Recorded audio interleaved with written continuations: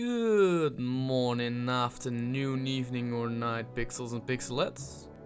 My name is papersharps, and I'm here to bring you a preview of an upcoming game called the Banner Saga 2.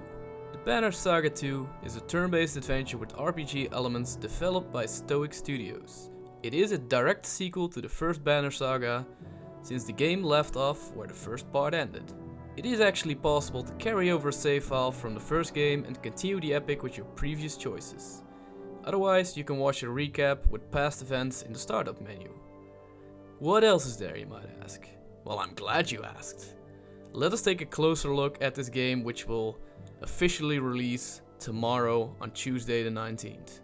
The Banner Saga takes place in the fictional Nordic realm where the gods have died and men and giants known as Varl are the ones inhabiting the land. The sun has gone out and winter has been around for many ages. You lead a caravan of refugees to safety from a race of stone-like creatures called the Dredge. The Dredge in turn are running from something else which is slowly pushing the world into darkness. Decisions during dialogue and events can determine the stances and fates of characters around you, as well as determine how many people in your caravan will survive your journey. As in the previous game, the decision making feels tense and the overall story feels somewhat depressing yet tragic in a beautiful way. Once again, the game has the same style as the first Banner Saga, being heavily influenced by the old cartoon of Sleeping Beauty from Earl. More animations are added this time, as well as some actual cutscenes with voice acting. The overall style of the game is beautiful and once again feels like you're playing through a combination of an old Norse epic and an old Disney cartoon. One new element includes that during dialogue you can move around the scenery left and right with your mouse cursor, looking around your environment. Adding even more to the presentation, the soundtrack once again is delivered by the inspiring Austin Wintory, accompanied by the soothing strokes of the Colorado Symphony Orchestra and the iconic vocals of YouTubers Meloka and Peter Hollins. It feels epic, mythical and Nordic and somewhat depressing at times, but it fits the overall themes of the story really well. Gameplay consists of two parts, one of which is turn-based combat with really deep RPG elements consisting of an armor and strength system where your level of armor determines the chance of reflecting damage and how many damage can be dealt to you, and your strength doubling both as health and the maximum number of damage you can do. There's a leveling system with multiple stats besides armor and strength to upgrade, and characters level up these stats by gathering renown through defeating enemies. There is a movement system during combat which differs per race, as the giant Varl take up more tiles and move more slowly than humans, for example. There's a willpower system to do extra damage and move extra tiles, but be wary, willpower is limited in use. If you want more in-depth information on the gameplay, I suggest you watch my review on the original Banner Saga, where I go more in depth on all these mentioned aspects of the gameplay, since for the most part the gameplay is quite similar to its predecessor. I will do a full review later on after the release, and I will go more in depth on the gameplay once more.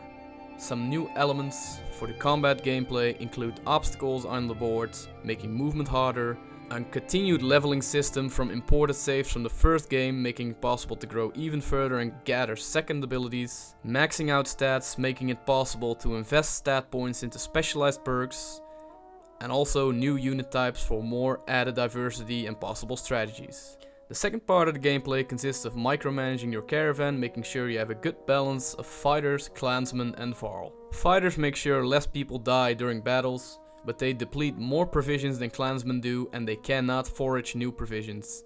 Clansmen on the other hand can forage their own food and eat less, but fight not as good as fighters do. Overall morale of your caravan determines whether people will keep following you, and morale needs to be kept in check by resting enough and making the right decisions during events. What the right decisions are is hugely unpredictable, and it's really fun to figure out if you should go by your gut feeling or think rationally about things and see what's best for the caravan.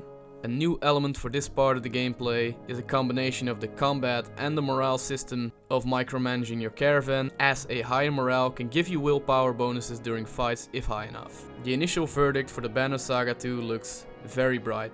The very choices you will make during the Banner Saga 2 are even more unpredictable than during the first game and will leave you constantly on edge. The turn-based combat flows perfectly and has some nice new touches, albeit minor ones. The same goes for micromanaging your caravan, but once again the new touches are very minor. The presentation is top-notch once more, with a max of stunning cartoon-like visuals and an authentic soundtrack which feels fresh and inspiring, as well as recognizable. Austin Wintory, you're an awesome dude, man, and your team did an amazing job once more. If there's any criticism to be had, it is that the game mostly offers more of the same, with minor adjustments and not really true new elements. Honestly though, the Banner Saga feels like the prime example of if it's not broken, don't try to fix it. The game feels as good as finished, and I have high hopes for its official release on Tuesday, April 19th, tomorrow. Expect a full review soon.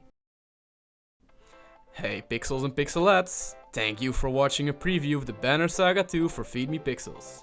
As some of you might know, Feed Me Pixels is more than a team of content creators on YouTube. We also have a website with written publications ranging from opinion pieces, written reviews, and in-depth industry analysis. Recently, one of our authors, Cody Watts, released a great article on the downfall of couch co-op and split-screen gaming. Definitely worth checking out. We also have a Twitch team, which most of you are very familiar with, as well as a Discord where we hang out to chit-chat. We even have a MySpace. Wait, we don't have a MySpace sadly. But otherwise, all the earlier mentioned places are definitely worth checking out if you're looking for a friendly and fun gaming community to hang out with, relax, game with, or chit-chat. I was papersharps, your friendly neighborhood Dutch reviewer signing off. Tot ziens.